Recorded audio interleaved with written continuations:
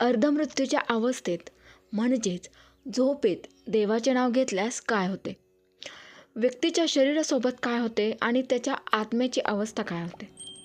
श्री स्वामी समर्थ मित्रांनो, या अवस्थेत जर तोंडातून देवाचे नाव निघाले तर आत्म्याच्या भोवती काय घडते हे सत्य फार थोड्या लोकांना माहिती आहे. आजचा विषय हलक्यात घेऊ नका, कारण झोपताना तुम्ही कुठल्या जगात जाता आणि देवाचे नाव घेतल्यावर तुमच्यासोबत काय चालू होते हे ऐकून अनेक लोक शांत झाले आहेत, तर काही लोक घाबरले आहेत. आता खरी गोष्ट सुरू होते. झोप म्हणजे काय? आपण रोज झोपेचा खरा अर्थ फार कमी लोकांना माहिती आहे.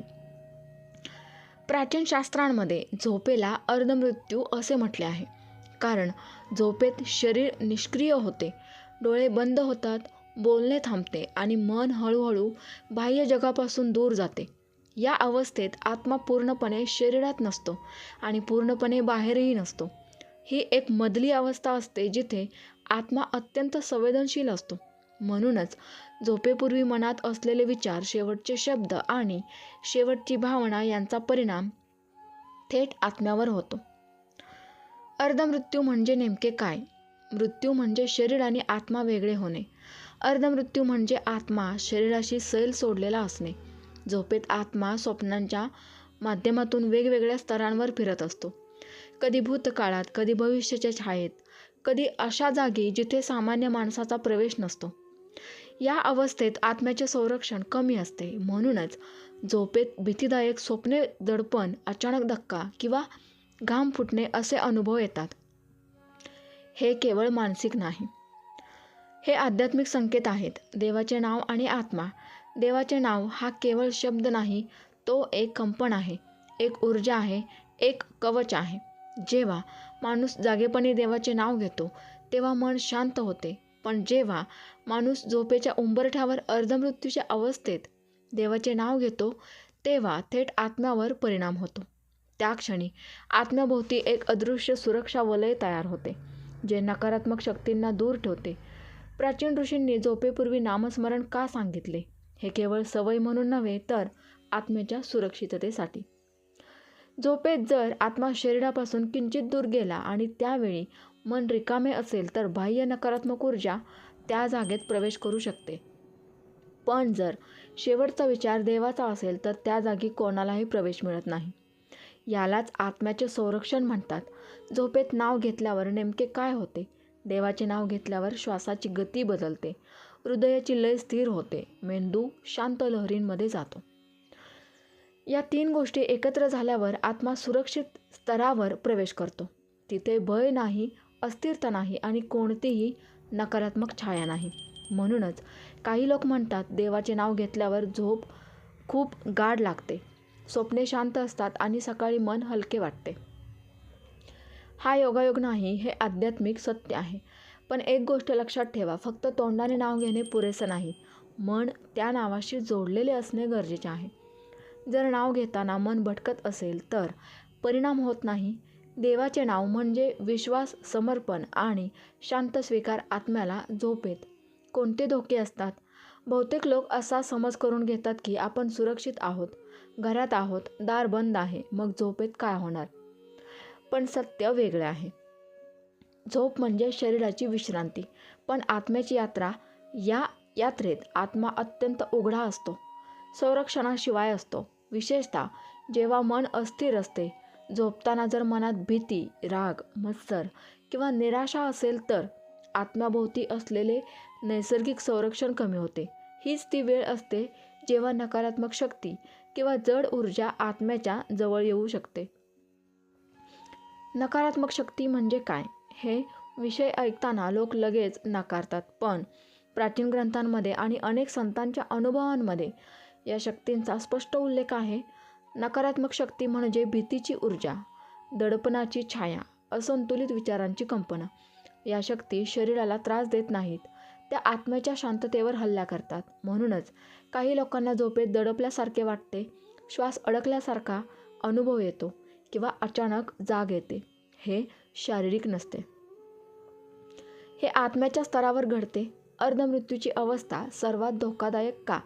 कारण या अवस्थेत आत्मा पूर्णपणे जागृत नसतो आणि पूर्णपणे निद्रिस्तही नसतो. ही मधली अवस्था अत्यंत संवेदनशील असते. यालाच काही परंपरांमध्ये सीमारेषा असे म्हटले आहे. या रेषेवर उभा असलेला आत्मा जर असुरक्षित असेल तर त्याच्यावर परिणाम होऊ शकतो. म्हणूनच प्राचीन काळात लोक झोपण्यापूर्वी दिवा लावत, नामस्मरण करत आणि मन शांत करत. ही अंधश्रद्धा नव्हती, हे आत्म्याच्या सुरक्षेचे शास्त्र होते. देवाचे नाव घेतल्यावर काय बदलते? देवाचे नाव घेतल्यावर आत्म्याची कंपनं पातळी बदलते.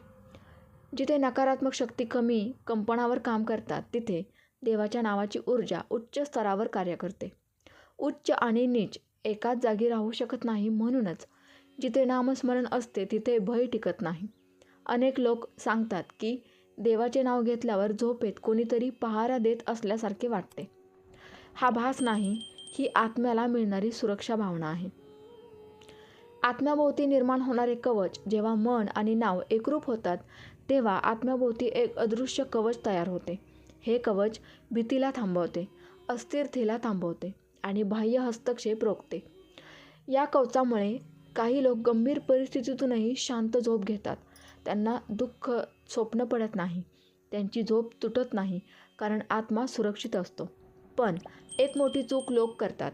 ते झोपण्याआधी मोबाईल पाहतात, विवाद करतात, वाईट विचारात जातात आणि मग शेवटी एकदा नाव घेऊन झोपतात. हे पुरेसे नसते. नामस्मरण म्हणजे अंतिम श्वासापर्यंत मन त्या नावात विसर्जित करणे. तेव्हाच आत्म्याला खरी सुरक्षा मिळते. आणि इथेच एक गुपित आहे. जो माणूस झोपताना देवाचे नाव घेऊन झोपतो त्याच्या आत्म्याला मृत्यूची भीती हळूहळू सुटते. कारण त्याचा आत्मा दररोज थोडा थोडा मृत्यूला भेट देत असतो आणि सुरक्षित परत येत असतो. झोपेत काही लोकांचा अचानक मृत्यू का होतो हा प्रश्न अनेकांना अस्वस्थ करतो. झोपताना काहीही त्रास नव्हता, मग अचानक मृत्यू कसा?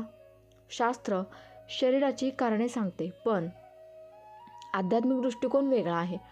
झोप म्हणजे अर्धमृत्यू. या अवस्थेत आत्मा शरीरापासून थोडा दूर गेलेला असतो.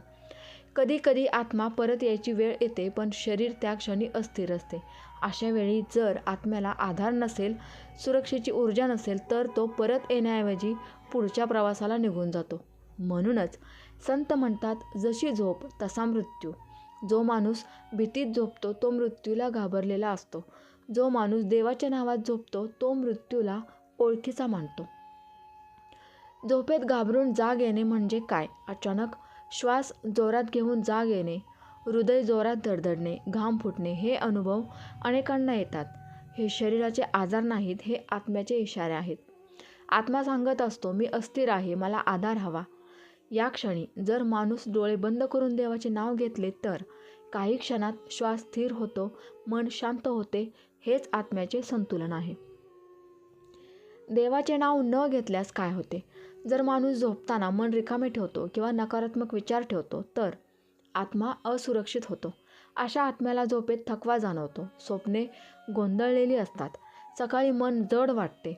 हळूहळू अशा माणसाला अकारण भीती, चिंता आणि अस्वस्थता वाढते.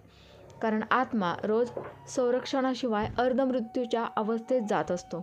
देवाचे नाव रोज घेतल्याने काय बदलते? जो माणूस रोज झोपताना देवाचे नाव घेतो त्याचा आत्मा हळूहळू स्थिर होतो. त्याच्या स्वप्नांचा स्वभाव बदलतो, त्याची झोप गाढ होते आणि त्याची जागृती शांत होते. सगळ्यात महत्त्वाचे म्हणजे त्याला मृत्यूची भीती कमी वाटू लागते. कारण त्याचा आत्मा रोज सुरक्षितपणे शरीरातून बाहेर जाण्याची आणि परत येण्याची सवय लावतो. हा सराव आहे अंतिम प्रवासाचा. म्हणूनच संत मरण्याआधी शांत असतात, कारण त्यांनी आयुष्यभर झोपेच्या माध्यमातून मृत्यूची तयारी केलेली असते. देवाचे नाव कोणते असावे याला कोणतेही बंधन नाही. ज्या नावात तुमचा विश्वास आहे, ज्या नावात तुम्हाला शांती मिळते तेच नाव योग्य आहे. नावापेक्षा महत्त्वाचे आहे समर्पण. मन त्या नावात विसावले की आत्मा सुरक्षित होतो. शेवटचे सत्य, झोप म्हणजे फक्त झोप नाही, ती रोजची छोटी मृत्यूची झलक आहे. जो माणूस या झोपेला देवाच्या नावाने पवित्र करतो तो आत्म्याला रोज सुरक्षित परत आणतो. आणि म्हणूनच अर्धमृत्यूच्या अवस्थेत देवाचे नाव घेतल्यावर आत्म्याचे संरक्षण होते. हे केवळ विश्वास नाही, हे अनुभवलेले सत्य आहे. आजपासून झोपण्याआधी एक क्षण थांबा, पण मन शांत करा आणि देवाचे नाव घ्या. कारण जशी झोप तसाच उद्याचा दिवस आणि जशी झोप तसाच शेवटचा प्रवास. मित्रांनो, ही माहिती आपल्याला कशी वाटली कमेंटद्वारे नक्की कळवा आणि व्हिडिओ आवडल्यास व्हिडिओला एक लाईक नक्की द्या. तसेच चॅनलवर जर का तुम्ही नवीन असाल तर चॅनलला सबस्क्राईब नक्की करा. श्री स्वामी समर्थ. जय जय स्वामी समर्थ.